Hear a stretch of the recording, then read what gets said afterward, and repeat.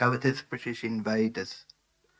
The Opium War of 1840 to 42, in which the Chinese people fought against the British aggression, marked both the beginning of modern Chinese history and the start of the Chinese people's worldwide democratic revolution against imperialism and feudalism.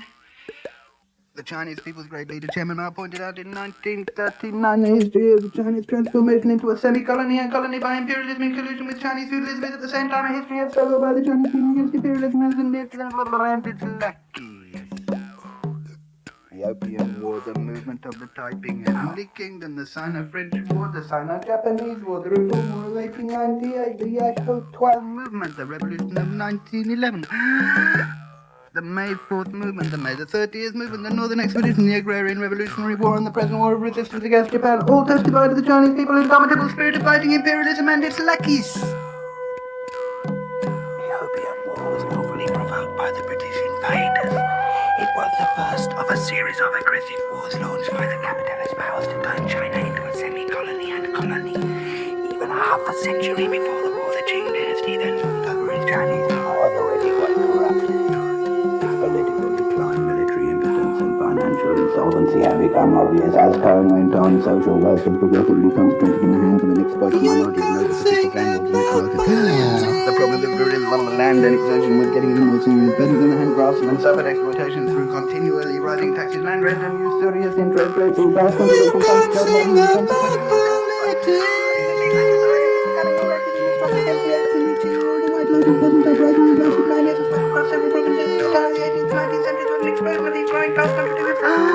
Though it was greatly suppressed by the Qing rulers, the uprising was a heavy blow to the reigning dynasty and weakened it considerably. Popular resistance continued unremittingly in the ensuing years. The reactionary Qing rule began to build up. Meanwhile, capitalism was developing.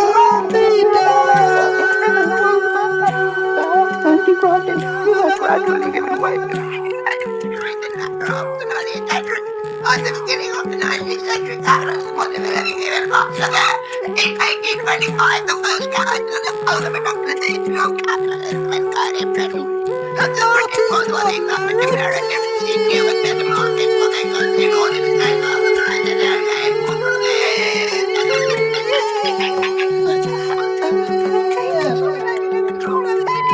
They shifted the spare of aggression to China and controlled vast territory. This was an enemy population so support Soviets to an extent their tentacles to rob and enslave the Chinese people.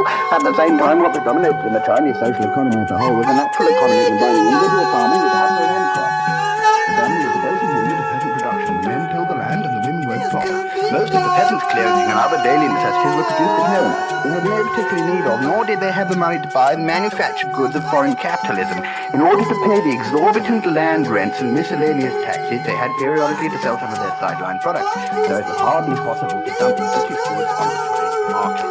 Between 1786 and 1829, British capitalists came to China on 8 occasions to sell cotton textiles, but they had very poor sales and repeatedly lost money.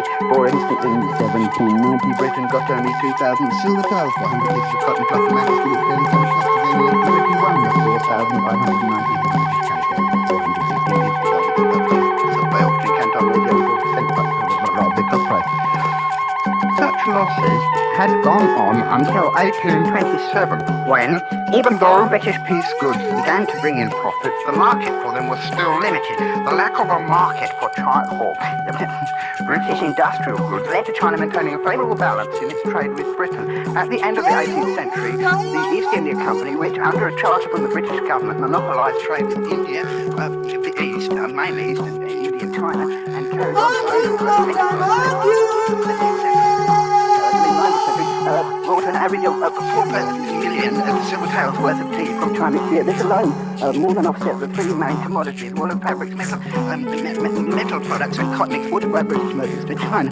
The value of all British goods imported into China from 1791 to 1793, including woolen fabrics, cotton, metal products, amounted to only 16,817,000 silver dollars, or 1/6 of the value of tea exported to So to get teas and silks from China, the capitalists in Europe and America had to pay large sums in silver. At the beginning of the 19th century, some 1 to 4 million tiles of silver flowed into China through Canton each year.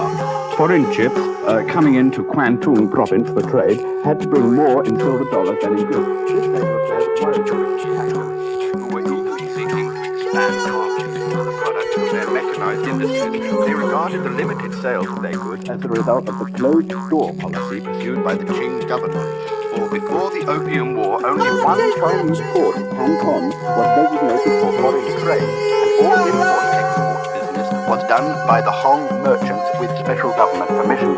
Anxious to force its way into China, Britain tried 1,001 ways to induce the Qing government to open more ports and permit free trade. In 1793, the British government sent Lord Macartney to Peking at the head of a large delegation to negotiate with the Qing court. He demanded that the latter open Tianjin, Qinghai and Ningpo as trading ports in addition to Canton, seed an islet near the Busan Island, which is the biggest British shell, and allow the propagation of Christianity in China. These demands of an obviously aggressive nature would seriously have infringed upon China's sovereignty, so they were rejected by the Qing government.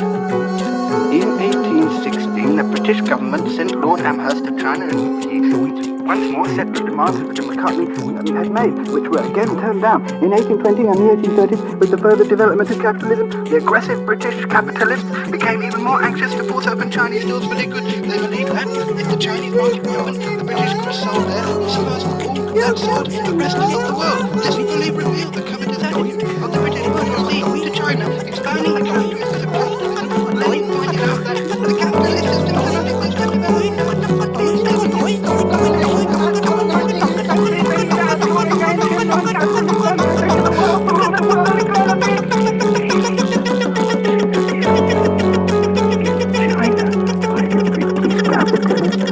no chance of currents.